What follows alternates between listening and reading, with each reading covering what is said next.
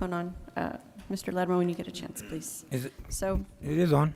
is it? Yes, ma'am. I don't hear anything on the Can you hear me? No, sir. I Okay. don't think anything's on there anymore. Are they on? Hello? Testing? I'm on. Testing? Are you on? No, I'm not on either. Not on either. Check. Test. Hello, Test. hello, hello. Yeah. None of them are. Okay, give me just a moment. Okay.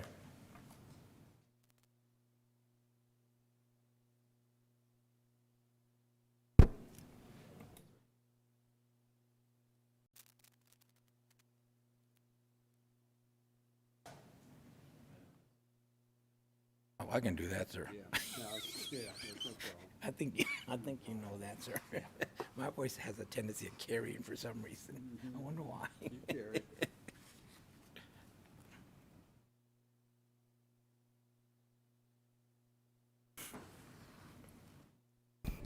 They're looking into the issue. Just give us a few more minutes if Okay. you would.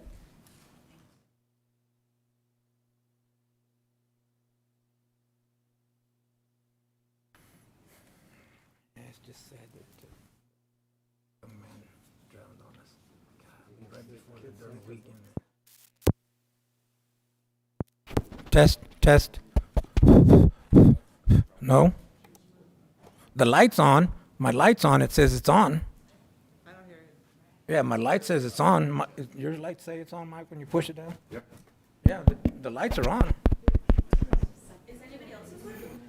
Is yours working? Yeah, these are working. Councilman Christi was tapping his. Beretta's was working. Yes? Test? No? Hello? I'm like James. Most of the microphones aren't working in there. When he tapped it, Yeah, they checked mine. James, when he tapped his, you could hear it. You can hear him? Yeah, I heard him. Roland, is yours working, Roland? Yes, sir, it is. Well, go ahead and run the meeting, Roland. We'll go with you. You can run the meeting. Goes and walks over to Roland's. I'll pass it on to Roland. You know, we'll make sure whoever what mic works, they'll run the meeting. There you go.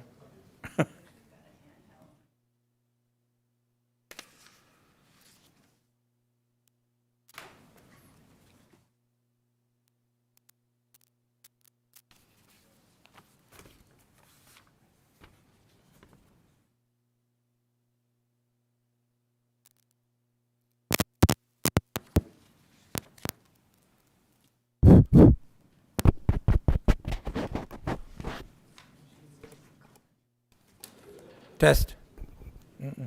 Testing. That doesn't. No. Ben, is your mic? Check 1 2 testing. No. Nothing. Left side is. Well, sorry, I told you it was going to be a short meeting, I guess. Yeah. If it takes 30 minutes, it's going to take a little longer. And get you a handheld microphone, maybe, so we can get started at least while they're working through the issue. if you Well, I think my voice carries very well. I think everybody can hear me very well, ma'am. We can, it's just that the recording doesn't pick you up. Doesn't pick it up, That's the right? That's issue. what I Yes, thought. sir. Okay. Good morning, ma'am. Good morning. Check and see if your mic works, ma'am, because ours. Good morning. Hello? No. None of ours are working. No? Except for Roland. Okay.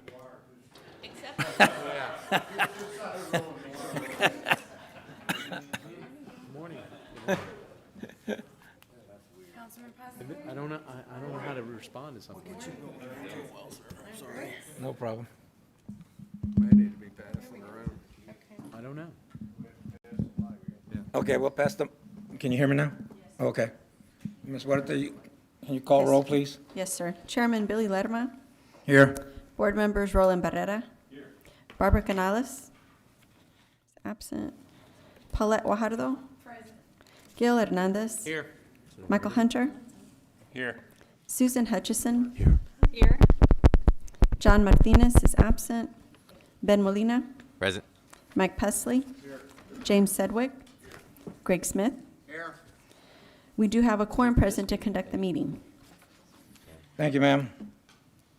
Ms. Huerta, do we have any public comments? No, sir, none written. Okay, thank you so And much. I don't know if anybody in the audience doesn't look like it, but we are, public comment Oh. in person starts today. That's right. Okay. Moving on to item G on the agenda items. Motion to approve a downtown development reimbursement agreement with 1001 North Water Street LLC for improvements to the property located at 10001 North Water Street. Alyssa? Good morning, board members. Alyssa Badetta Mason, Executive Director of the Downtown Management District. This item is a motion to approve a downtown development reimbursement agreement with 1001 North Water Street for improvements to the property at 1001 North Water Street for a total incentive amount not to exceed $678,000. And I have an update for the board from our last meeting related to some items that we needed to bring back to get you all completely comfortable with the project. So I'll be going through this presentation now. So the property that we are looking at for this project, it will be called the North Water, but the building is currently known as the Princess Apartments. It was originally built as the Princess Louise Hotel in 1927 when the water went all the way to Water Street, so it was a interesting waterfront hotel. It was converted to apartment condos in 1965, but since then has become somewhat of a problematic property. We have about 20% of the residents that recently were living in the building were actually paying rent. We had a lot of questionable repairs that had been made over the years, and so the property really had just degraded to a capacity that really wasn't the market rate experience we need to have in the downtown area for our revitalization efforts. So it was purchased by a developer who is renovating properties in our downtown and throughout the city, and they are proposing a comprehensive renovation into luxury apartments. Here is the site location, so you can see it is to the northwest of the Omni Hotel, right behind Stripes and the Burger King. As part of the proposal, they are also developing a parking lot to the southwest of the apartment property itself. Currently, this lot is being used for parking, but essentially it is a caliche fee, like it's an unimproved lot. So we're excited to see this upgrade really help set a standard for how we do surface parking in the downtown area. There will be supplemental parking provided in the very large parking garage that serves one Shoreline Plaza that's currently not utilized to its maximum capacity. The current condition of the property, as I mentioned, there's been a lot of not, I would say, really robust management of the site. So we see a lot of maintenance issues, things just kind of left behind from people who had actually gotten into the building and were squatting in some of the units. Various damage being done from, you see here a broken window, water infiltration with the floor having to be pulled up, things along those lines. So again, about the parking, in the photo here to the top right, you see the lot that's currently being used. They are planning now an 18-space parking lot, and when you first saw this project, we still needed to figure out some items related to the design, the utility, and easement components, but we've figured all that out, so we've brought that back to you with the solutions. There are no minimum parking requirements in our downtown area. We have a market-based strategy, which is good. It's actually one of the best policies you can have for a downtown area. It's utilized all over Houston, San Antonio, Midland. So this is a standard best practice, and we have that here as well. So here are the details about the parking. The parking lot will be improved for 18 parking spaces. We will be installing 10-foot sidewalks along Man Street. There will be a 3-foot tall wooden fence screening along Chaparral and Man Street. They will put 4 shade trees within the property, so within the parking area, and there will be 4 additional crepe myrtle trees planted along the street to give some shade cover, which is a really important component of urban design that we are beginning to advocate for. They will also include a 3-year tree maintenance contract, and we've specified the size of the trees, so we're not having, kind of small things that are going to take a very long time to take off. These are going to be a little bit more mature. Additionally, they're going to be lighting the parking lot with a minimum of 30 lux on the pavement, and they will be putting security cameras in that parking lot. So again, it'll set a good standard for how we do surface parking in the downtown area. 20 supplemental parking spaces are currently secured at One Shoreline Plaza, and they have the ability to expand that as the residents find necessary.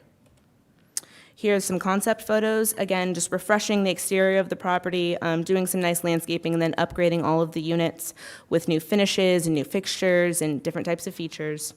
And so our recommendation is the Downtown Living Initiative, 580, which this board saw last time, but to provide an incentive for the additional parking lot improvements that the property owner will be conducting above what the building code currently requires. So currently, if this property owner wanted to permit this parking lot, he would only be required to pave and stripe the parking lot.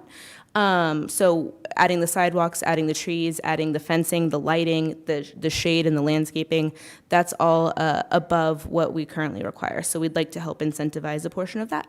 And with that, I'd be happy to answer any questions. Thank you, Alyssa.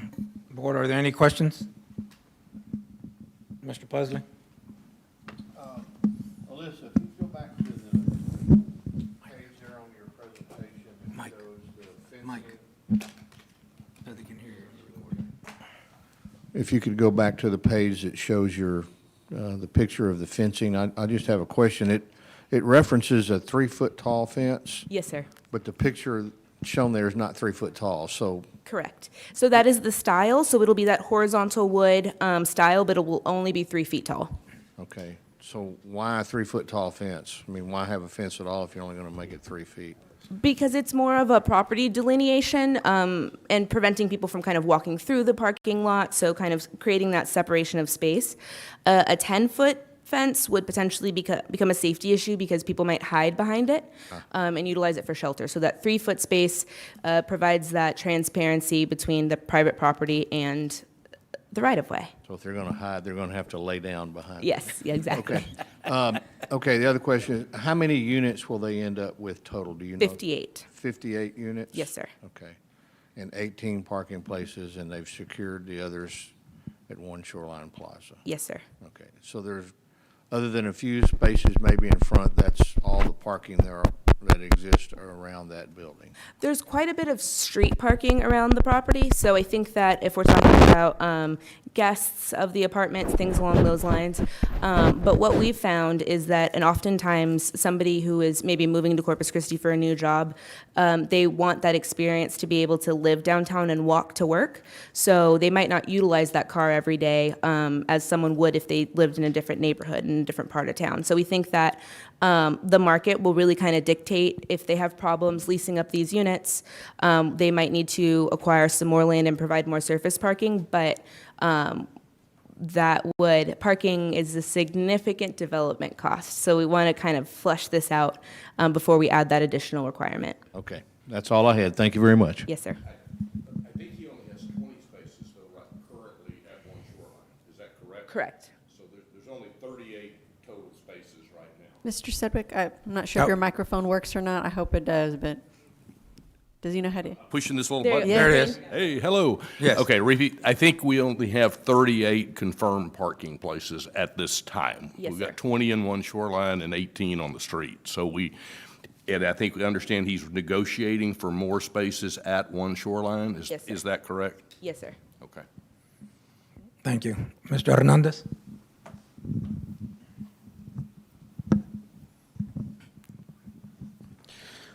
Okay, I remember when this came to us originally, there was some parking on the back side of the building, correct?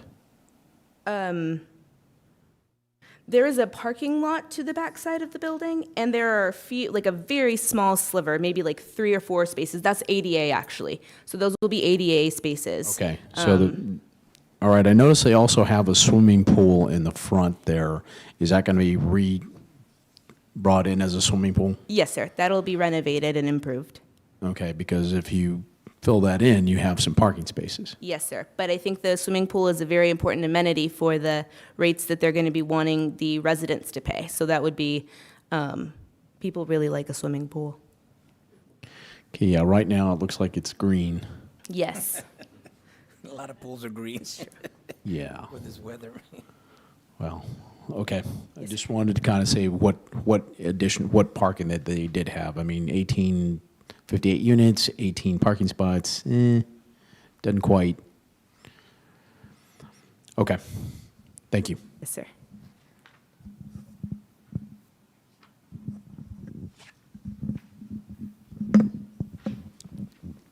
Okay, Alyssa, on the parking, that seems to be an issue right now. So we have 38 total slots. But we have how many apartments? 58.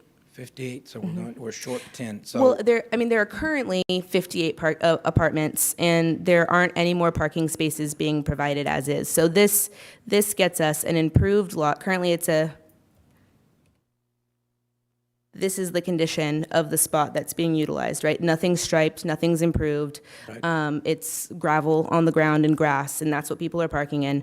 And there is no agreement with One Shoreline Plaza. So those are two added benefits we'll be getting from providing this package and being able to have this framework that's better than our current situation. okay, but my concern is what if he's not able to work out that other deal for the other slots of parking? We have not found, so Studio 44 is a similar property where whenever we're going and reactivating or upgrading the use of these downtown properties, it really becomes important for us to manage and organize the parking in the right-of-way. So that is more of a function that we provide, and something that we kind of work with policy-wise. If we added the same type of parking requirements to the downtown area that we have in other parts of town, everything would be a surface parking lot. And so what we're trying to create here is that density and that organization and that pedestrian experience, right, that make people feel comfortable. So yes, I mean, I understand it's a different framework than what we're used to seeing, but I would say it is, again, a best practice in downtowns across the state and across the country, to let the market indicate what type of parking is needed and how it is utilized, versus mandating that as part of the development costs. Okay. Board, any other questions? They can also use the little green scooters. I was gonna say, all the scooters that are there. There you go. And they probably will, to be honest with you. Yes, sir. Okay. Any other further questions, board? Motion to approve, do we need a motion? Yes, motion to approve. Second. Second, we have a second. Billy, Billy. Excuse me, yes, I mean, I'm sorry. Are we approving this actual agreement, this legal document that we got handed this morning when we walked in? In section 3, it says all of this is going to be completed by January 31st, 2022. And I don't know that that's possible. I'm just wondering if we need to correct the date in this document Staff, do we need to? before we approve this document, unless I'm misreading this document. You see, Good morning, Board. Jason Alanis, Economic Development Manager for the DMD. Jim, that's a good question. So I've talked with the developer, and he feels confident he can get that in 5 or 6 months, and so we added on until, we extended it up until January. So he's in the process of submitting permits, and so he's going to go to construction within the next 2-3 weeks.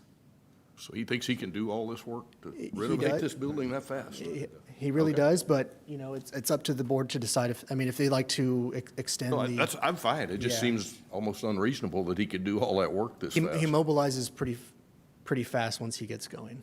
Yeah, okay. So. Time is money. Yes, it is. Yeah, definitely. Okay, great. Okay, we have a motion and a second. Any discussion, board? All those in favor, please say aye. Aye. Any noes? Motion passes.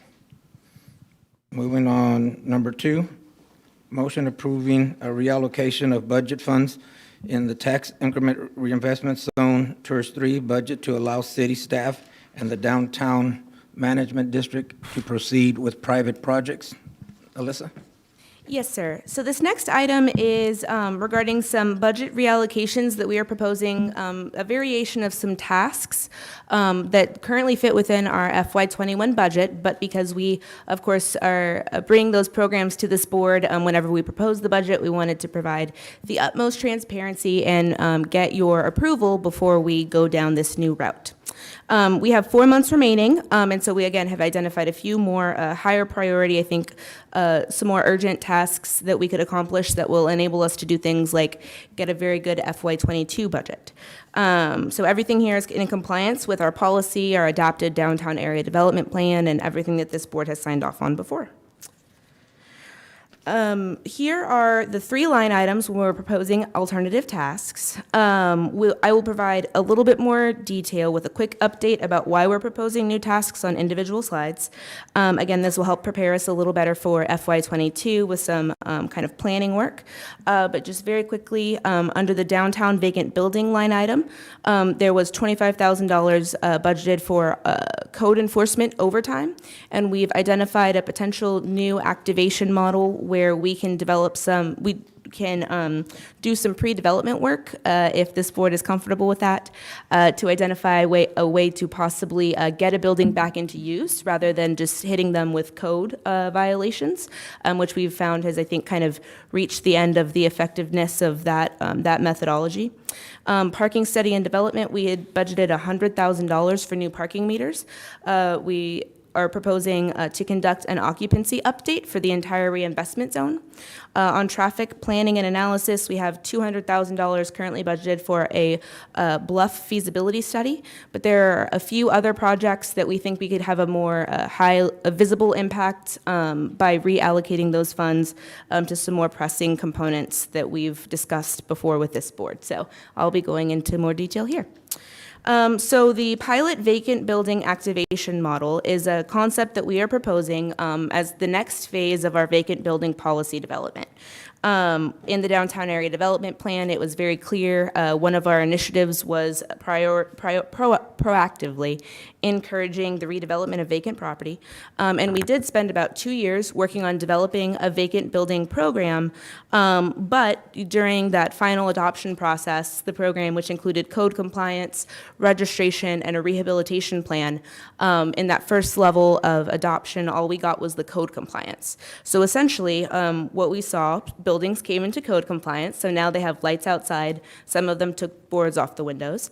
Other properties were sold, so they did change owners, but what we found is they happen to sometimes change owners into a group that's even more well capitalized to hold on to that property until they feel that they can get a better sale price for it, and it actually locked in some prices that we thought were speculative related to the actual valuation of the property. And then there's separately a narrative, I think, that some stakeholders are kind of holding the whole downtown back. But by working with these property owners, what we've found is that some of them actually are community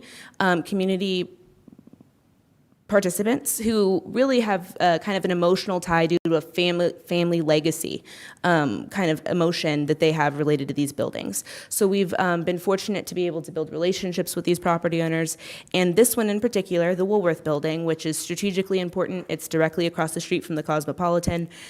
We've been able to work out a concept with the property owner to potentially give us access to the first floor of this building for up to a 10-year period in exchange for us being able to put some sort of active use in the site. So we think this could be a good model additionally because we do not have retail space available currently, but we need to do a bit more due diligence, and so that's where we're asking, rather than spending money on overtime for code enforcement officers, we authorize funding for some pre-development costs to really see if we can develop an activation model here. The next item that we are proposing is for parking study and development. Parking was two of 10 of the initiatives identified in the downtown area development plan. It is very important, again, to the way that our urban environment is built and the experience that we have there. We did conduct an assessment in 2016, identifying a parking action plan, 15 steps. We've implemented 2 of those components, but as time has gone on, we've seen different types of development in the downtown area. So in order for us to kind of reassess our position, we're proposing to conduct a new occupancy count. This would be for both on-street and off-street parking spaces in the entire reinvestment zone.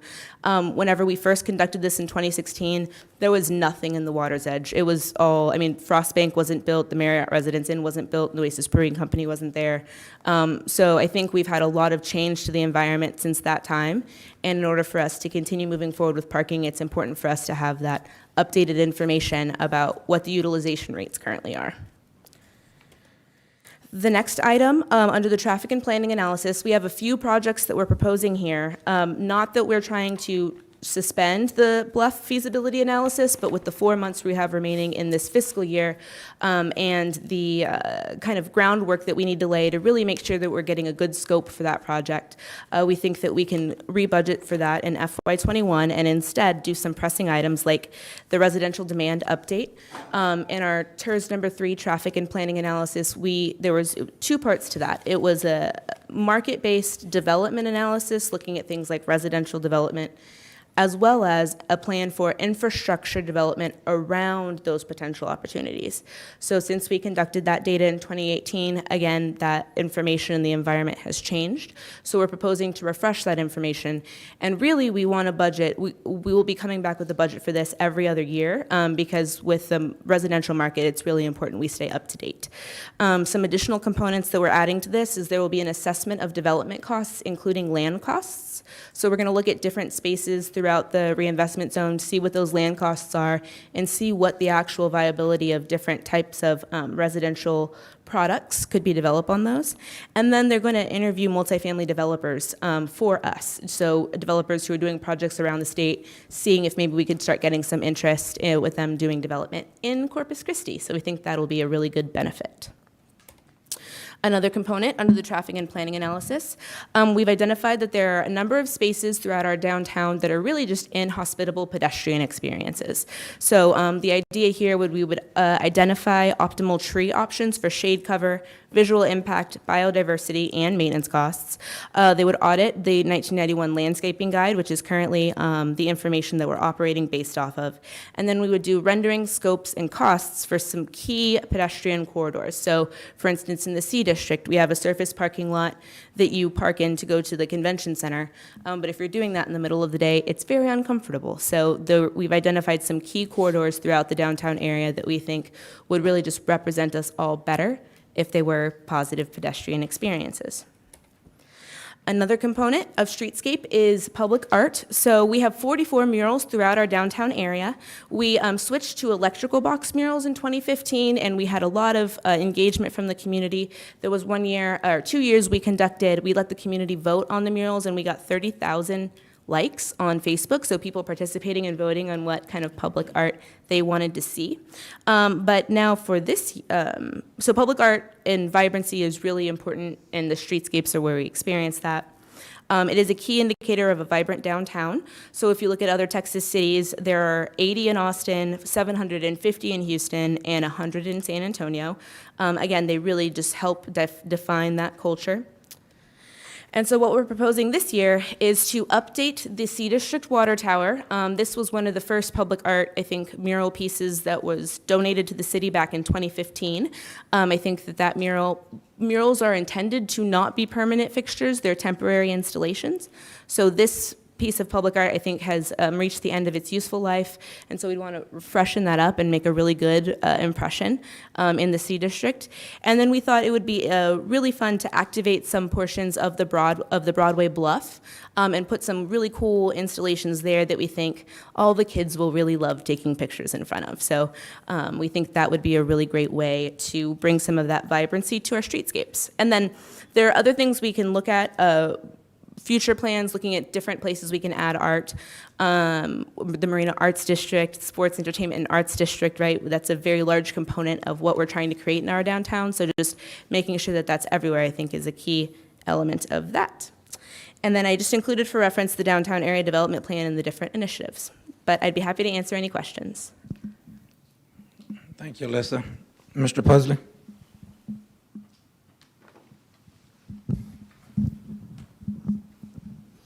Thank you, Mr. Chairman. Alyssa, I just have a quick question. Is this what the mural is going to look like at the new C District mural? No, sir. That is just a rendering. Just an example, Yes, right? sir. Okay. Yes, sir. We actually have a call for artists to submit proposals or portfolios, and so we hope to be receiving all of those Friday, and then we'll select from there which one best represents our Thank you. community. Yes, sir. Good. Who's next, me? Yeah, go ahead. Okay. Thank you, Mr. Chairman. Alyssa, I want to go back to your slide about the pedestrian experience in downtown. Yes, sir. I just want to remind this board that back about 2015, 2016, When we approved the Marriott Residence Inn down on Bayfront, the first drawings that were submitted to this board, we did not like, and we came back and asked the developer to add some additional things to the front of the building that would make it a much friendlier pedestrian experience, and also add a little aesthetics to the front of that building. And then I left the board, and when I came back, I found out that during the process of construction, the developer came back and the board caved in and took those out. So it does not look like what we envisioned, and I would hope that this board continues to have the foresight and the backbone to stand up and make sure that we're making the downtown experience what we all envisioned when we created the downtown TIRZ. So I applaud you for moving this forward, and I will tell you, as long as I'm a member of this board, I'm going to make sure we stand behind those. So thank you very much. Yes, sir, thank you. And board member, I might add that we have added in, and if you saw in the agreement for the North Water project, we have now specified the type of tree, the volume of tree, the maintenance plan for the tree. We've gone very far down that road in order to try to mitigate issues like that in the future. Alyssa, I just want to thank you and let you know that, again, just to mimic that, it's, we're very supportive. And I think that the tree initiative, the mural is amazing. That does more than we all well, I think we probably do realize it, but it just does so much for an area. Those exact places are just perfect. So thank you, and I can't wait to see what happens on that bluff. I know you've been working on like the landscaping and just beautifying that. So thank you for all you do. Your leadership is tremendous to this entire area. Thank you. Thank you, Mayor. It just brightens up the entire area, and that's what we need, that color that's in there. Yes. That will help the downtown area immensely, and hopefully more people will get out and just walk just to see the art instead of driving around. That's the goal, and I know that's what you're looking at. Mr. Hernandez?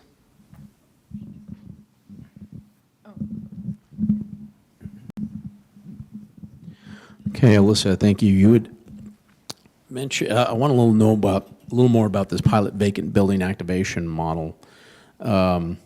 In the previous slide to this, it says $25,000, but I'm not exactly sure what you're trying to accomplish with that amount of money. If you're talking about that specific building you're talking about, it's going to be more than $25,000. Oh, yes, sir. So what we are trying to get to is basically plans that we can bid, we can utilize to actually find the development costs for this building.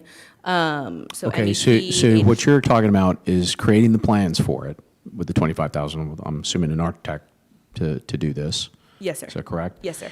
And then how's it going to be paid for down the road? I mean, I don't want us to commit to something, then we're going to commit to paying for something later. So I want to make sure I understand this. Yes, sir. No, and that's a great question. In order for us to really get good data to figure out the development path for this, these initial steps, right, are needed to kind of plan out the pre-development component. We do anticipate bringing some sort of package to the TIRZ for the development of this property, and honestly, managing and facilitating the lease up and the spaces that are utilized. So essentially, this would be a program that we lead, a retail incubator, that would create spaces for new retail concepts to go into, because currently we don't have that in our downtown area. Okay, so just for clarity. Yes, sir. Once you do this, who's going to pay for the actual renovation or whatever? We will most likely be asking this board to fund that component of development. I see. Yes, sir. But this is private property. Yes, sir.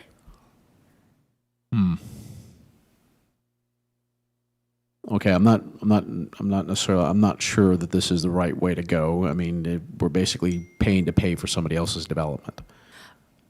Is that, I mean, just to be clear. We would utilize and would have a public benefit. So currently, Well, you can make that argument for for a lot of things. Sure. Well, right? But specifically in the focus of this board and what we're trying to accomplish for downtown revitalization, our goal is to create a pleasant experience. And currently, the Cosmopolitan is surrounded by vacant properties, and it's trying to get the highest rental rates in the city. So if we have a property owner who's willing to work with us and essentially let us lease the building for free in exchange for putting an active use in that property, I think that's a good model and an opportunity that I would like to take advantage of. Okay, well, we need to have a more clear understanding of how this all is supposed to work. Yes, Because sir. just to have us approve it based on this is not enough information. Absolutely. Okay? Yes, Thank sir. you.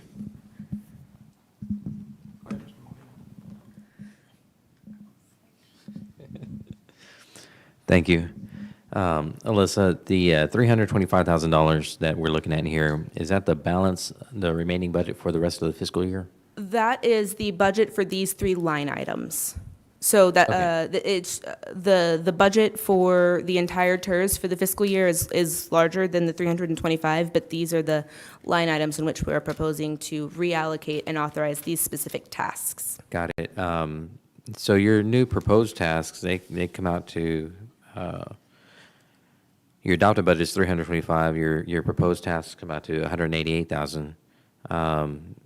And then you have listed here various repairs I guess that's what you're going to use the rest of the balance for, but that's $137,000. So the various repairs would be for only the 200,000, right? So we'd only be spending potentially from that bucket.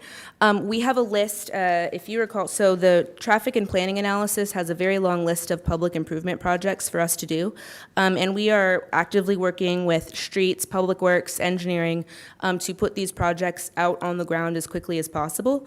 So things like on Cooper's Alley, there's no sidewalk on the part of the Arts Center, the south-facing side of that. So there's basically like a deer path that we've created, and there's like crosswalks and ramps that go to no sidewalk. So little things like that we could potentially fund with the balance of the 200,000, but we wouldn't be talking about utilizing the parking the balance of the parking to do that. We would just see what we could potentially tactically just get out and get on the ground as quickly as possible. Okay, so do you have other projects in mind, or are you just going to use this, the remaining balance for whatever project comes up? No, we do have projects in mind, and we have streets and public works working on those estimates right now through kind of the IDIQ component. So as we identify that we can afford the projects, we can authorize them and put them out. And we can definitely provide an update to this board, too, as those things come up, to make sure that we're being as transparent and consistent as possible. Appreciate it. Thank you. Yes, sir.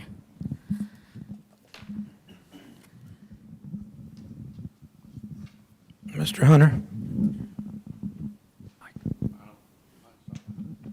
Oh, your light's on. No? Okay. Mr. Smith? Thank you. Alyssa, if we could go back to the incubator project. So,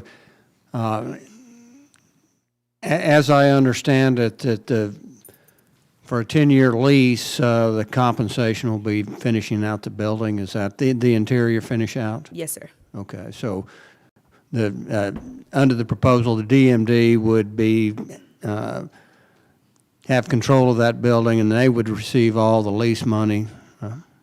So that is part of the pre-development components we need to work out.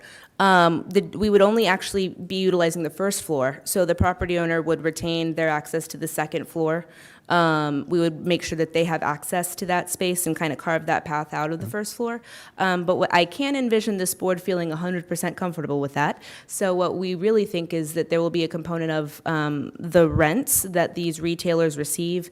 We may start it, if it's a small business, kind of an incubation component, increase those rents as the years go on, but we anticipate needing to bring that funding back to this board to reimburse for the original development costs. And okay, so who receives the rent money from the incubator spaces? So we would need to work out those details, and that's part of what this pre-development stage would identify, how all of those components work. Okay, thank you. Yes, sir. Any further questions, board? Maybe this is the one that Yes, it turned off, yes, sir. Okay, you're Michael, all right. Any other questions, board? Alyssa, just one thing. I mean, we're looking at these streetscapes and I guess McGee Beach is inclusive of the DMD, correct? It is in the reinvestment zone, sir. Okay, so, I was out there Sunday, and I know we're getting ready for Memorial Day. The sand is up on that first level, all the way up the rails, and then it's up. You can't see the first step of the, I know this is probably a parks issue, but I just think it's something that we need to be conscientious of, because you're putting all this work and all this investment, and those are simple things that we can maintain. And particularly, we had this big rain, and so all the water came out. But all that sand, I guess, there's got to be at least 2 feet of sand that are backed up against the seawall that would just get into the beach. So I don't know how you incorporate that into your system, but I know with all the work that you've been doing, that's something simple that we could do or somehow incorporate into our maintenance. Yeah.